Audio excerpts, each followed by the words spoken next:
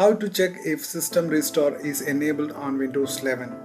There are two ways to check if System Restore is enabled on Windows. System Restore feature allows you to create backup of your PC so that you can revert to them later in case something goes wrong or you want to undo any changes made to the computer.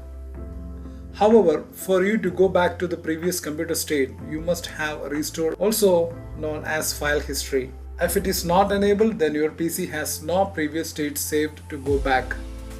In this video, I will show you two methods you can use to confirm whether System Restore is enabled on your PC or not, and I will show you how you can enable it. Before starting, I will tell you what are the advantages of System Restore. System Restore is a preventive feature that comes in handy when something unanticipated happens. This can mean when your system has crashed and is refusing to boot up, or some critical files has gone missing or accidentally deleted, or when a Windows update is faulty and you want to return to the state it was in before the installation. In all these scenarios, you need a restore point to go back. So how to check if your System Restore is turned on? The first method is to check it from the system properties. For that, just click on the start menu. From there, go to the settings. Now from here, just go to system. You are on system right now. Scroll down and go to about. Just click on about. From here you have the three tabs. The second tab is system protection. Just click on that. The system property window will now open. If you see off in front of your OS drive under protection settings, that is this one, it means System Restore is disabled.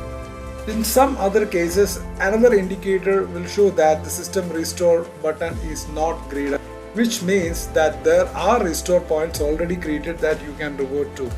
So in my case, I haven't enabled the protection, so I am going to enable it. So how you can do that from the system properties? Simple. Just click on the configure button. From here, just turn on system protection. And you can mention the maximum usage size for the system restore. And then you can click OK, then apply. So that is the one method to check if you have enabled the System Restore, and if not, how you can enable it. The second method is using the PowerShell. You can also determine the status of System Restore using the Windows PowerShell. First you have to launch the PowerShell. So just go and click and type in PowerShell. So you can run it as an administrator. Now from here, use this command, get